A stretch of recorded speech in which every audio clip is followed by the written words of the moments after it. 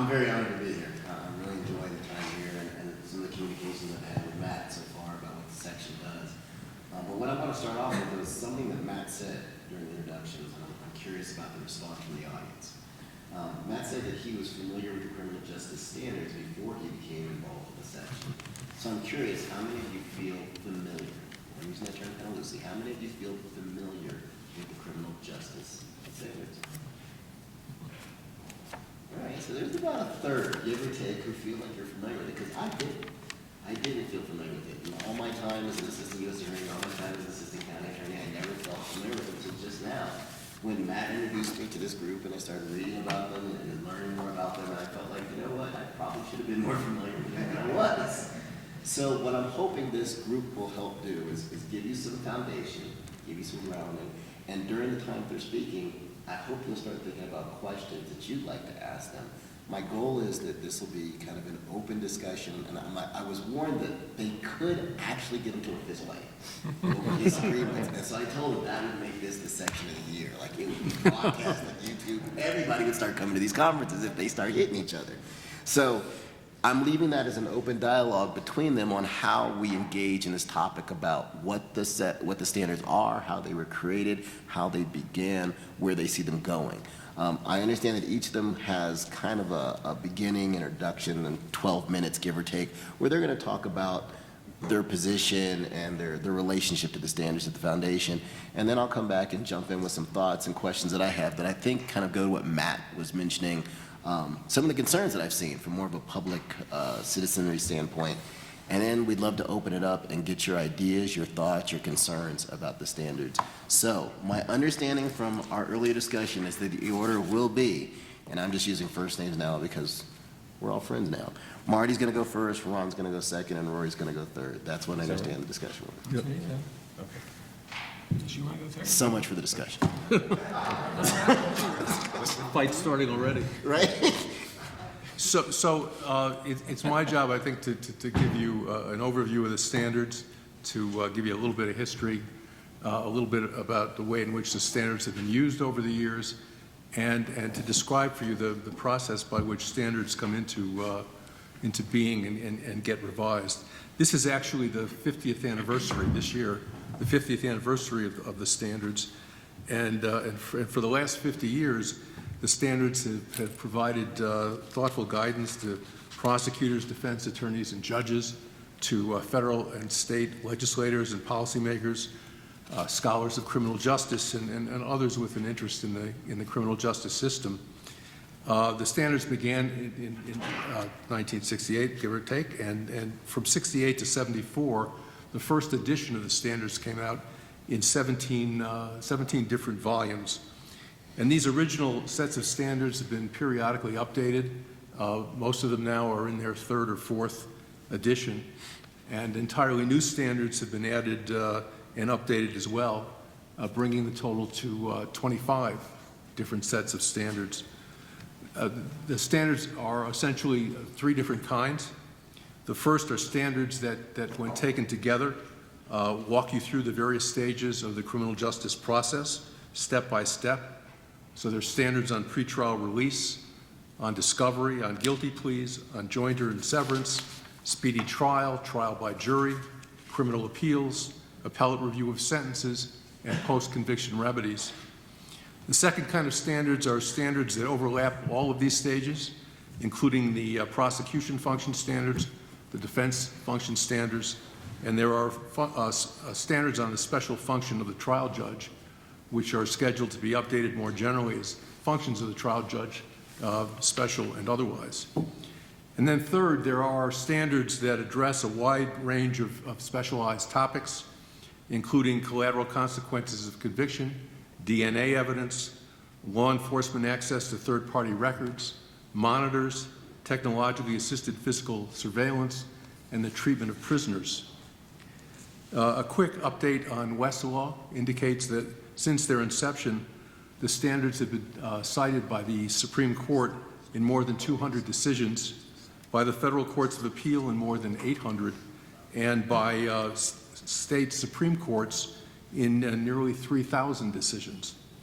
In fact, the standards are cited so often and they have such an important role in court decisions that LexisNexis puts out a separate volume of Shepard's. It's now more than 50 pages long, and it's addressed exclusively to listing the federal and state cases that make reference to one or more of the standards. Periodically, the ABA files amicus briefs in cases before the Supreme Court, specifically relying on one or another of the standards as statements of ABA policy. Courts with rulemaking authority have also used the standards, not only in their decisions, but also in adopting or reforming their rules of criminal practice. The standards have been referenced in countless case books, in law review articles, and other legal publications, and law schools have hosted entire symposia devoted to the consideration of particular standards and the issues they raise, and to the development, implementation, and significance of the standards. Standards have served a wide variety of other purposes. Some, like the prosecution and defense function standards, provide a statement of best practices. We sometimes refer to the standards as aspirational, not asking criminal justice actors to do the impossible, but to do their best in an imperfect system. More modestly, in the context of resolving claims of ineffective assistance of counsel, the Supreme Court has referred to the defense function standards as guides to determining what is reasonable, adding that although they are only guides and not inexorable commands, these standards may be valuable measures of the prevailing professional norms of effective representation. Other standards have provided Congress and state legislatures with a model for legislation, as did, for example, the standards on electronic surveillance. Still other standards, instead of recommending in detail what legislation should say, instead provide a rationale and a framework for drafting new legislation or reforming existing legislation. And a great example of that kind of standard are the collateral consequences standards, which set forth a thoughtful framework for a legislature to use in deciding what kinds of collateral consequences might reasonably and fairly follow automatically from a particular criminal conviction, and what kind should only be imposed in an exercise of discretion, that is, in a review of the underlying conduct and other relevant factors, and what consequences should never follow from a conviction automatically or otherwise. For decades, the prosecution and defense function standards have not only provided guidance to courts and legislatures, but have also served as the basis for training and creating organizational manuals for prosecutors and institutional defenders. More recently, the standards on prosecutorial investigations have provided a detailed document for teaching new and not so new prosecutors how to effectively and fairly conduct long-term investigations, and how prosecutors' offices should organize rackets bureaus and similar units so that such investigations are properly conducted and supervised. While standards sometimes reflect settled questions of constitutional law, they do not purport to resolve open constitutional questions. Nonetheless, because standards are aspirational, they may recommend, as legislation, policy, or best practice, positions that go beyond the requirements of constitutional rulings or statutes. It's no accident that the standards have received such widespread acceptance, since the goal in their development has been, from the very beginning, to express a consensus of the views of representatives of all segments of the criminal justice system. The original 17 sets of standards were drafted by a special committee that included state and federal judges, prosecutors, defense lawyers, public defenders, law professors, penology experts, and police officials. And since then, the focus on balanced representation in the development of standards, so critical to their broad acceptance, has continued. And so let me describe for you now the process by which standards are drafted and reviewed, and a description that I hope makes clear how much thought, care, energy, and time goes into their creation. The updating of existing standards and the development of new ones begins with the appointment of a task force composed of a chair and usually 8 other individuals, prosecutors, usually 3, defense attorneys, usually 3, and judges or academics, the other 2. Care is taken to be sure that the membership includes those who practice in state courts and those who practice in federal courts. The chair and the task force members generally have experience and expertise in the particular subject matter of the task force. The task force reporter usually, but not always, is an academic and does the heavy lifting of drafting and modifying the standards as they're developed and agreed upon by the task force, and along the way preparing memos that frame the issues for discussion in the task force meetings. Standards sometimes call for expertise in a field outside criminal justice or even outside the legal profession. For example, the task force on electronic surveillance included attorneys who specialized in privacy law, and the task force on DNA evidence included the head of the forensic biology laboratory at the New York City Medical Examiner's Office. Task forces also have non-voting liaisons from interesting organizations outside, interested organizations, outside the ABA, like the National District Attorneys Association, the National Legal Aid and Defender Association, the National Association of Criminal Defense Lawyers, and the U.S. Department of Justice. Once the task force has completed its work, which may take 2 or 3 years of meetings, 3 or 4 times a year, and as was mentioned, sometimes even longer, the proposed standards move on to the Standards Committee, which, like the task force, is composed of 9 members with the same balanced representation of prosecutors, defense attorneys, judges, and academics, and with liaisons from the same organizations. The chair of the task force and its reporter present the standards to the committee, which the committee reviews and revises, sometimes substantially. The Standards Committee will generally not take as much time in reviewing the standards as the task force did, but it may take a number of meetings over a period of 1 or 2, sometimes more years. And again, Rory may want to talk about his experience, which was, to say the least, outside the ordinary. The proposed standards, as revised by the Standards Committee, are then presented by the task force chair and reported to the Criminal Justice Council, the governing body of the criminal justice section of the ABA, which of course also includes a balance of prosecutors, defense attorneys, judges, and academics, and on which representatives of those same organizations that send liaisons to the task force and Standards Committee serve as full voting members.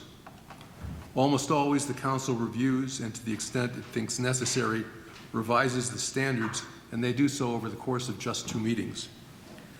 From there, the standards move on to the ABA House of Delegates, where after they're approved, they become official ABA policy. And finally, the task force reporter drafts for review and approval by the Standards Committee only the commentary which accompanies and explains the standards, but which is not an official statement of ABA policy. I've seen this process close up as a reporter for one set of standards, the chair of 2 task forces and the member of the 3rd, and as a member and chair of the Standards Committee and a member of the Council. And I can tell you from personal experience that consensus is both the goal and the key to the success of all the standards. Only rarely is a particular decision about a standard made by a majority vote. Instead, all parties work hard to find a resolution that everyone can agree on, and the result is often achieved by a compromise in which fairness, reason, and reasonableness prevail.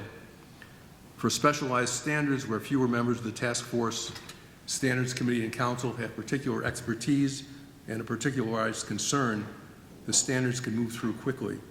For others, like the prosecution and defense function standards, everybody's got an opinion and everybody wants to have his or her voice heard, and reaching a consensus can be more of a challenge.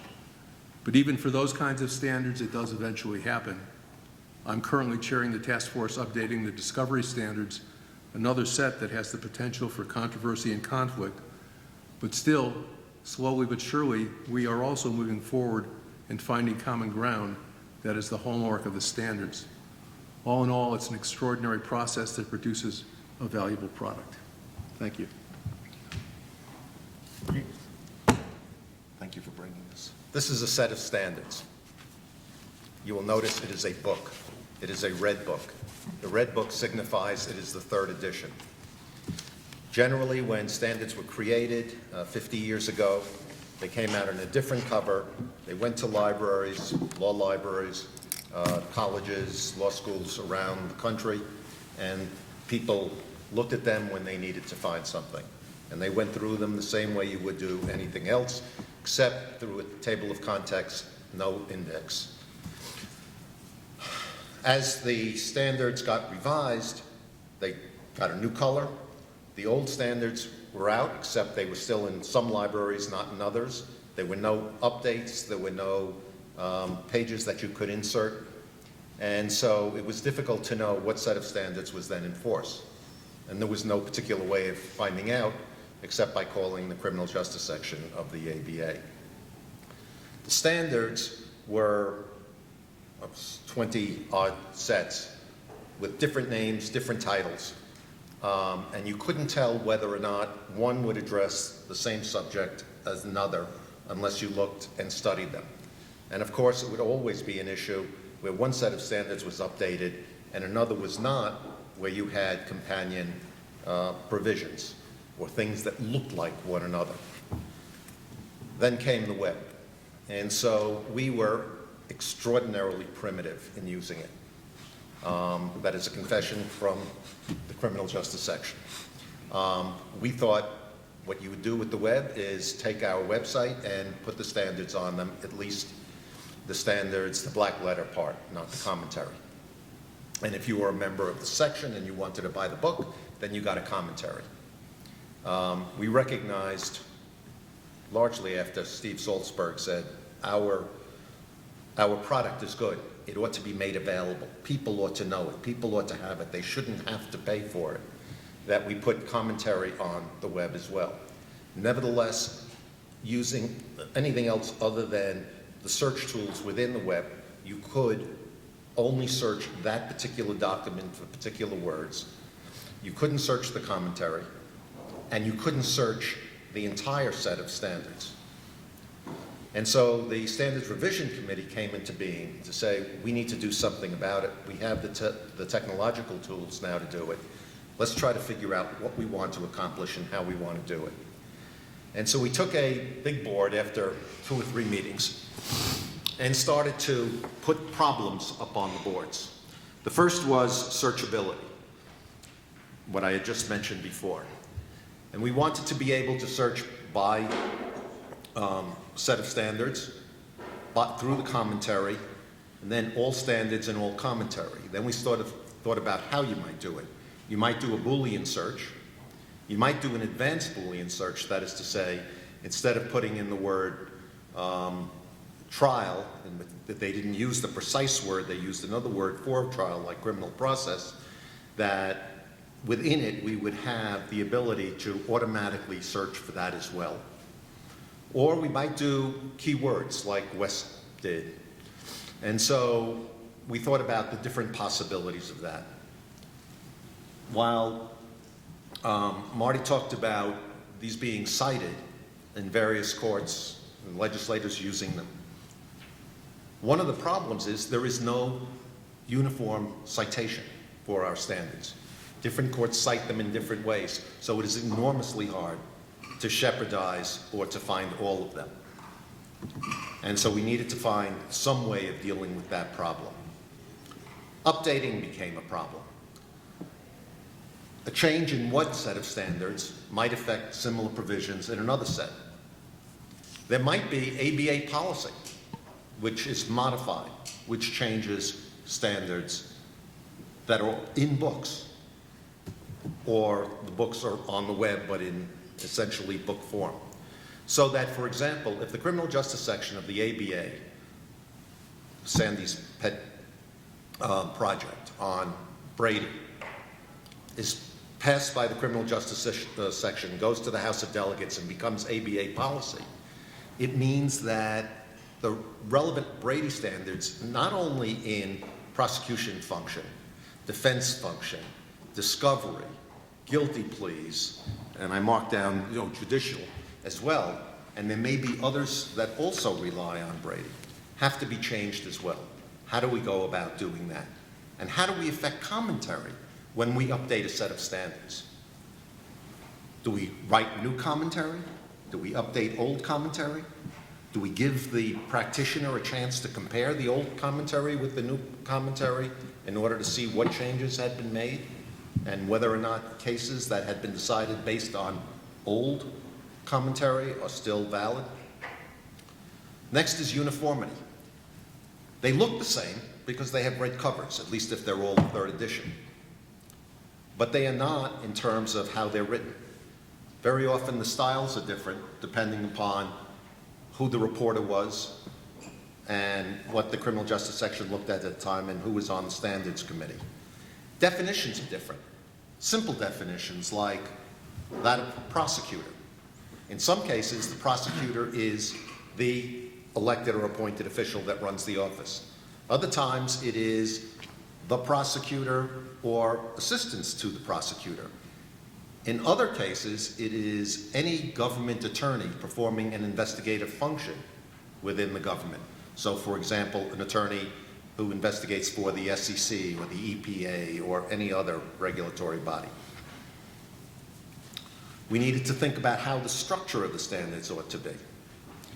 And we needed to look at standards that no longer were valid.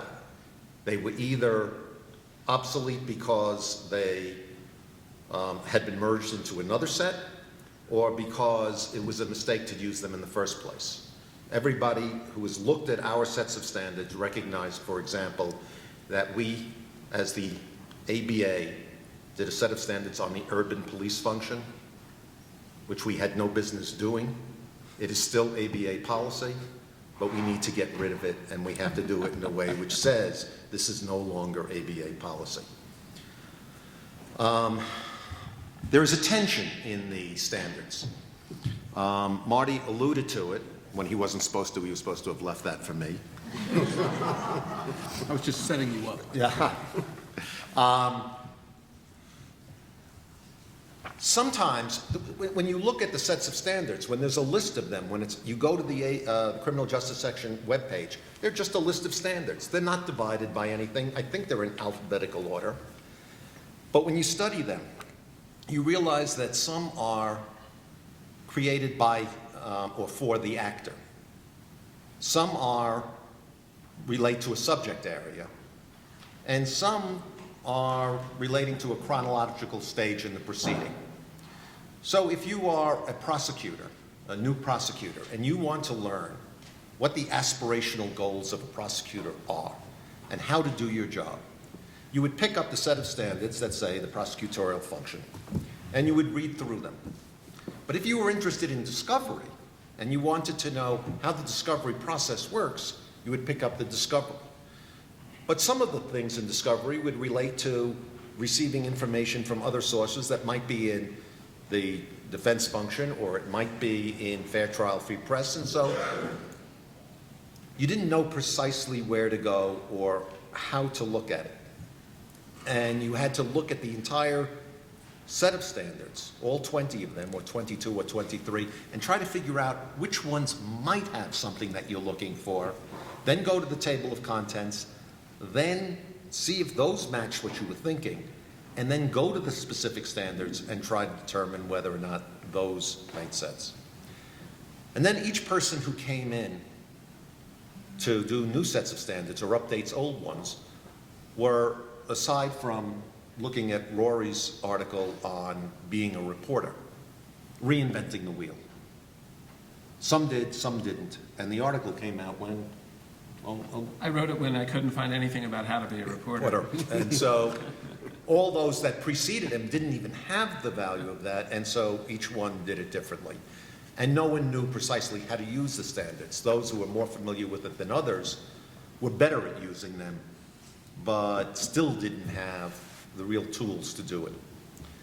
And so we came up, I think, with a result that is, in one sense, elegant, in another sense, simple, and one which would seem like you should have known this from the beginning.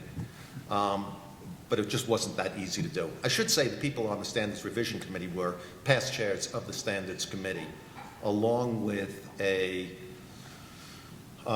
person who's very good, who used to be a clerk for a federal judge, who actually had to research standards and could say, well, wait a second, this isn't going to work because I'm not going to find it if you do it that way.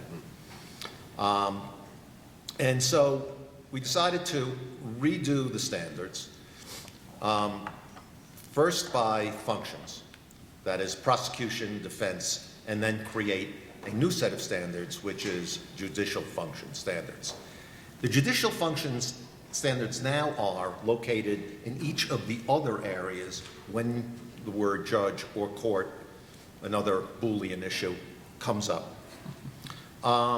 Then take standards that dealt with the criminal process, which has now been changed in the last 20 minutes from Darrell's suggestion to criminal adjudication. And you will have now a set of standards which will take the individual through the beginning, bail to jail essentially. And we will take all of those that deal with the actual beginning of a trial through, or the beginning of the process. And it starts with, for example, pretrial release, discovery, joinder and severance, speedy trial, and the like, all the way through the process to appeals. And that will be combined into one large set. So in effect, most of what we do will now be contained in one of 4 volumes: prosecution, defense, judicial, and criminal adjudication. What will remain are the ones outside of those areas, which are specialized. Monitors, treatment to prisoners, mental health, and the like. And I won't have to go through all of them. Searching them will now be comprehensive, so that all of them will, once this is all done, and we will have intermediate steps because we don't want to delay the process, but you will be able to go and do an advanced Boolean search. We might choose to do keywords, but that will come later. We already have the outline. Jonathan Gitlin, who just got married last week, is helping us out, and he has a mock-up now of the website that will handle this. For those of you who are familiar with the work we did in collateral consequences and the availability of clicking on different locations and coming up with all the collateral consequences, which you can break down by areas, by pleas, by the effect, by the particular consequence. He's working with us on this, and we will have the same kind of, I think, excellent result. So I think by the end of the next several years, and of course, it will give us the ability, once we have that all done, that anytime there is a change, whether it comes from a change in one standard, where we can now clean up and put it into similar standards, or whether it comes from ABA policy out of the criminal justice section or any other section that's passed by the House of Delegates, we'll be able to revise the standards immediately by a simple method of reconciliation, which will go before the House and then will become ABA policy. Okay. I started as a trial lawyer, and I'm a law professor, and I have a hard time sitting down and doing this. And it's also supposed to be business casual, so I'm taking my jacket off. Take your time. I should take my tie off just because this is an ugly tie. Let me ask some questions, because since there's so few of you here, we're going to do individual testing of each of you. I hope you understand that. And the people in the back, of course, will be called on first. So that's why we're lucky to have Wayne right here in front. He gets an A. He doesn't even have to answer a question. How many of you, is there anybody here who is not involved in the criminal justice system or a criminal lawyer? Is there anybody here who this is really completely foreign language to? Okay, so we're all in the same system. How many people here are practicing criminal lawyers? Practicing criminal lawyers. How many of you would say you're allied with the defense side? And how about prosecution side? So we have a pretty even mix. And then we got 2 hands up back there. So I always say to lawyers when I teach on legal ethics, how many of you read your state bar ethics rules recently? And I never get any hands. Congratulations, you guys. You got to read them, I mean, straight through from beginning to end. Nobody does that. And then you say, how about the standards? And whoever had their hands up for the first one that does not have their hand up. I don't know anybody who's read all the standards, frankly. There are 25 sets. Sarah Dill, I don't know if she's here, but she's in charge of our standards project for the criminal justice section. Maybe she's read all of them, but she'd be the only one I could even imagine. Susan Hillenbrand. Kevin, have you read them all? Kevin is the director of the criminal justice section.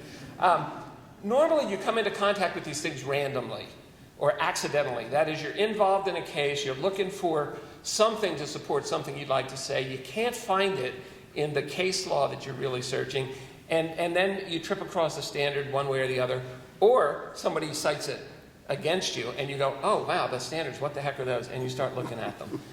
This is what happens. I got involved in this process because I was doing some research on investigations by prosecutors, and I sort of accidentally came across the standards, read through the prosecution function standards, and realized there was almost nothing about how prosecutors should conduct themselves in an investigation.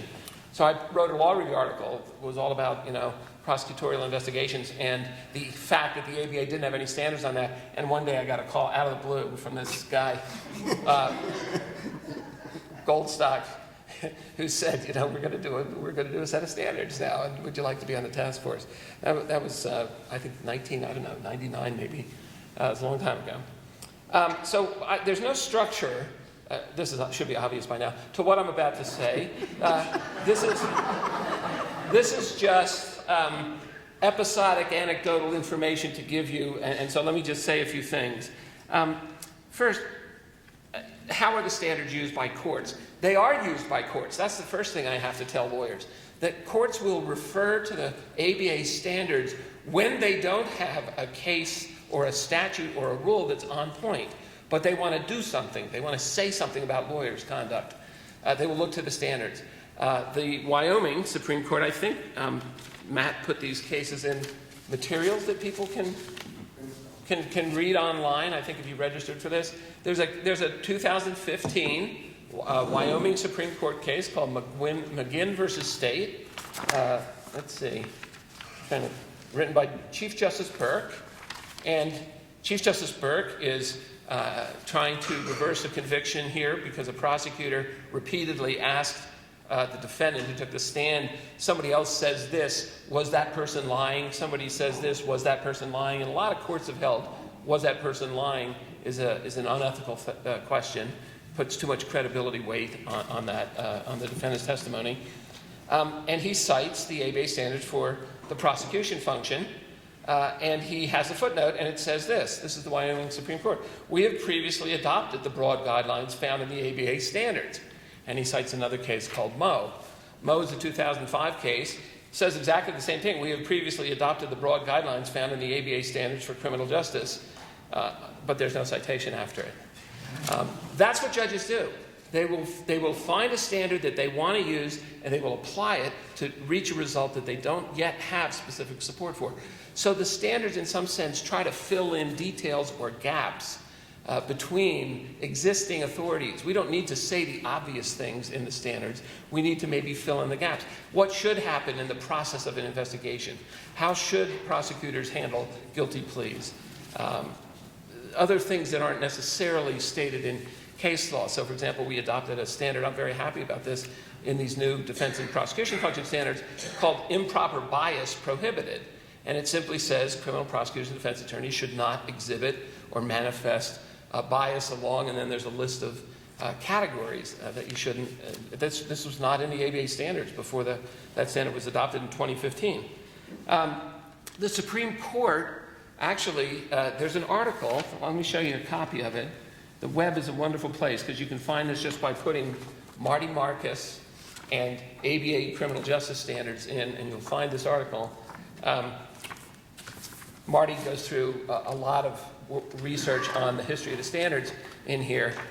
The Supreme Court cited the standards first in a majority opinion when they were issued in 1968, but they actually cited the standards in tentative draft form in 1967, the year before, or maybe 69 and 68. That was a year earlier. They cited the tentative draft. Chief Justice Earl Warren, unanimous decision by the U.S. Supreme Court, in a footnote says, see the tentative draft of the ABA standards. That was on an issue of habeas corpus. Since that time, the Supreme Court has used the standards, that is, relied on them or cited on them either as authority or at least evidence of what's a reasonable practice. You heard, I think Marty said 200 times. Depends how you search, you can find different numbers. I found numbers for state courts at all levels, not just Supreme Courts, over 5,000 times. Federal courts, over 1,700 times. That's all since 1967, 68. Justice Alito brought the standards to some prominence in 2009. He was relatively new to the court. And you may recall that the ABA was involved in a little bit of a catfight with the then Bush administration. And now President Trump's administration has announced they're no longer going to consult formally with the ABA for judicial nominees. So there's still this suspicion about who the ABA is.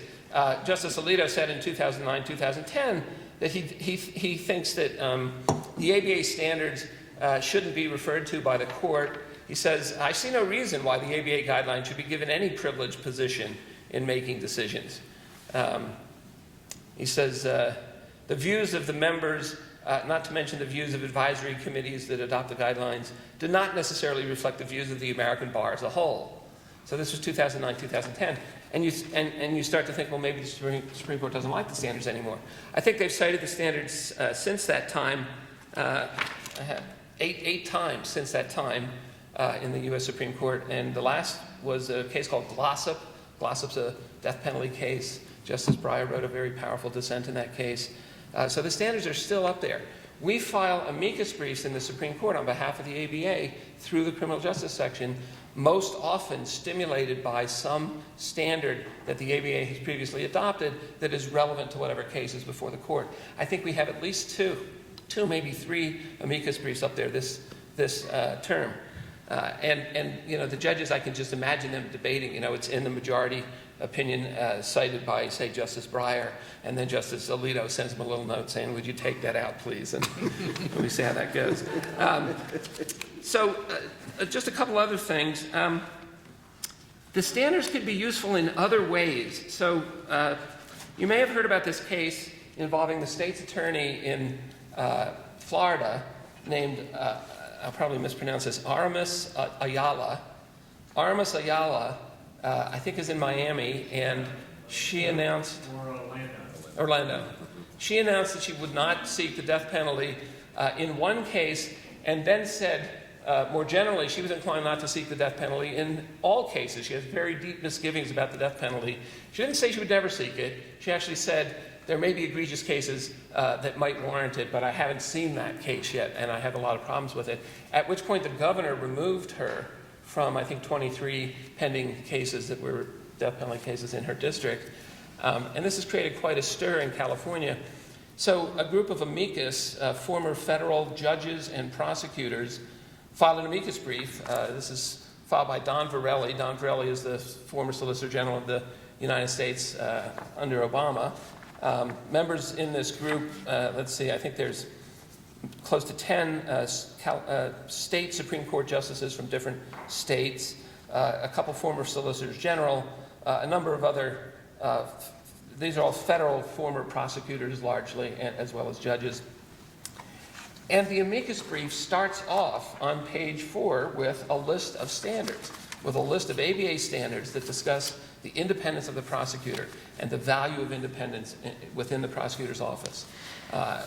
And this is prelude to a brief which says, the governor should not be removing a state's attorney just because she's expressed her views.